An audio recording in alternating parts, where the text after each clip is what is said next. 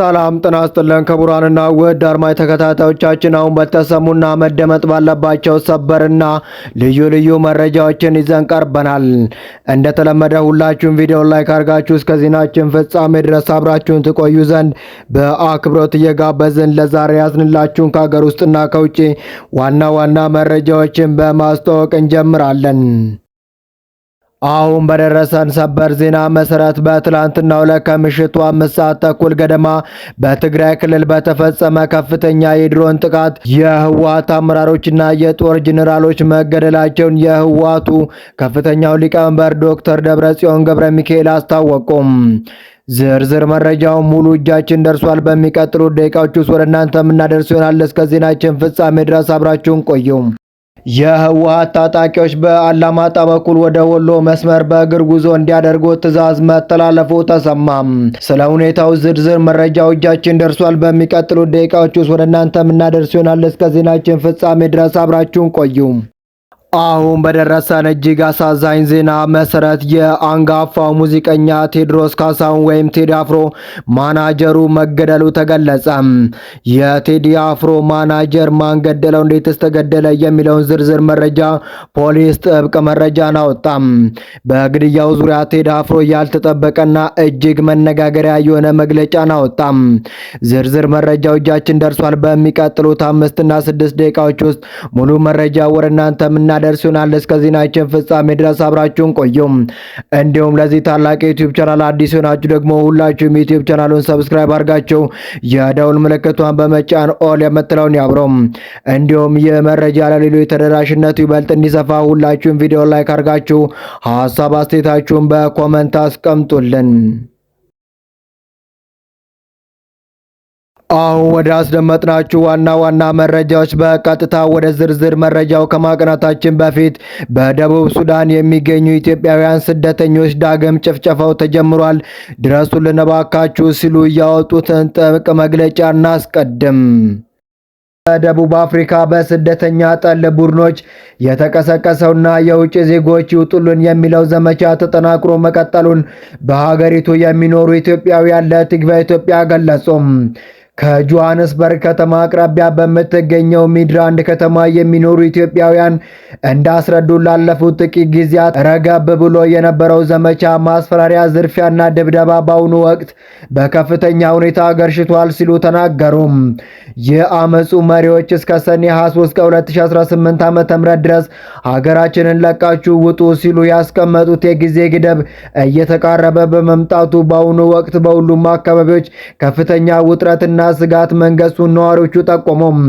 በተለይም በአንዳንድ አካባቢዎች የጥቃቱ አራማጅ ቡድኖች ላይ ቤት ለቤት እየዞሩ እያንኳኳ አልወጣችሁም እዚህ ናችሁ እያሉ በማስፈራራት ላይ በመሆናቸው በሀገሪቱ የሚኖሩ የውጭ ዜጎች ስጋት ከመቼውም ጊዜ በላይ ከፍ ማለቱን አስረድተዋል።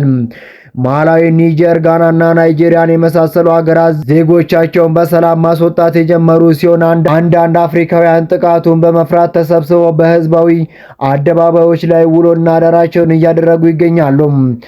የደቡብ አፍሪካ መንግስት ድርጊቱን እያወገዘ እርምጃዎችን እየወሰደ መሆኑን ቢገልጽም በተግባር ግን በአንዳንድ ቦታዎች ግድያን ጨምሮ ከባድ ዝርፊያና ማስፈራራት አሁንም እየተፈጸመ መሆኑን ሁለቱ የጆሃንስበርግ ነዋሪዎች ለቲግቫ ኢትዮጵያ ገለጹ። በተለይም በሀገሪቱ በከፍተኛ ቁጥር በሚኖሩ የማላዊ ዜጎች ላይ ተቃውሞ የበረታ ሲሆን እነሱም የተቃውሞ ሰልፍ ማድረጋቸውም ተሰምቷል።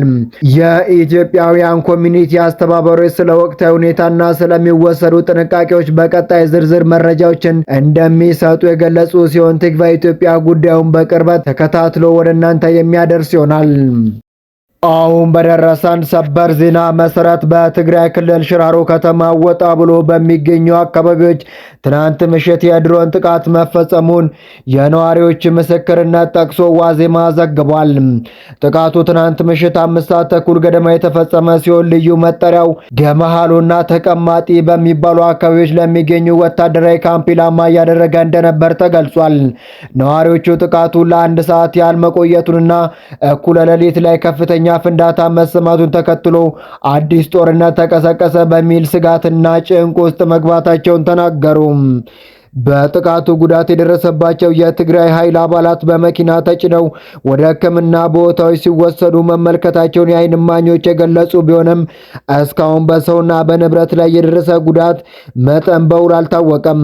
ጥቃቱን ማን እንደፈጸመው እስካሁን የተረጋገጠ ምንም አይነት መረጃ የለም። የህወሓት ታጣቂዎች ወደ ወሎ አቅጣጫ በእግር እንዲንቀሳቀሱ መታዘዙ ተገለጸ። የህወሓት ታጣቂዎች በአላማጣ በኩል ወደ ወሎ መስመር በእግር ጉዞ እንዲያደርጉ ትዕዛዝ መተላለፉ ተሰምቷል። ስለ ሁኔታው የወጡ መረጃዎች ታጣቂዎቹ ጉዟቸውን ያደረጉት ወደ ወልቃይት መስመር ሳይሆን ወደ ወሎ አካባቢ ሲሆን ይህም ግጭቱን በወሎ መስመር ላይ ለማተኮር የተደረገ እቅድ እንደሆነም ተጠቁሟል። በተሽከርካሪ መጓዝ የሚያስከትለውን ከፍተኛ አደጋ ለመቀነስ ለጥንቃቄ ሲባል ታጣቂዎቹ በእግር እንዲንቀሳቀሱም ተደርጓል። በተለይም አርሚ 15 የተባለው የጦር ክፍል በእግር ጉዞ እያከናወነ በመቀጠልም ወደ ኤርትራ አቅጣጫዎችም እንዲያቀና መመሪያ እንደተሰጠውም ተገልጿል። አሜሪካ ዛሬ በሰሜን ኢትዮጵያ እንዲሁም በመላው ቀጠና ያለውን ሰላምና ደህንነት አደጋ ላይ ጥለዋል ባሏቸው የህወሓት አባላትና የቅርብ ቤተሰቦቻቸው ላይ የቪዛ እገዳ መጣላቸውም ይታወሳል። አሁን በደረሰን እጅግ አሳዛኝ ዜና መሰረት የቴዲ አፍሮ የቀድሞው ማናጀር አቶ አዲሱ ገሰሰ ከዚህ ዓለም በሞት መለየታቸው ተገለጸ። የጃኖ ባንድ መስራች የነበሩትና የሙዚቀኛ ገሰሰ ዘለቀ ወንድም የሆኑት ታዋቂው የሙዚቃ ፕሮዲውሰርና ማኔጀር አቶ አዲሱ ገሰሰ በአሜሪካን ሀገር ህይወታቸው ማለፉን የቅርብ ወዳጆቻቸው ለጣቢያችን አስታወቁም። አቶ አዲሱ ዓለም አቀፍ ዝናን ያተረፉበትን የቦብ ማርሌን ልጆችና በርከት ያሉ ታዋቂ ሙዚቀኞችን የማማከርና የማስተዳደር ስራ ይሰሩ ጉምቱ የሙዚቃ አስተዳዳሪ ባለሙያ ነበሩ። አቶ አዲሱ የቴዲ አፍሮ ማኔጀር በመሆንም ለረጅም ጊዜ አገልግለዋል። በትላንትናው ዕለት አመሻሹ ላይ በኒው ጀርሲ ግዛት ህይወታቸው ያለፈው አቶ አዲሱ ገሰሰ የመሞታቸው ምክንያት ለጊዜው ያልታወቀ ሲሆን አስክሬናቸው ወደ ኢትዮጵያ ለመላክ እንደታሰበ የደረሰ መረጃ ያመለክታል።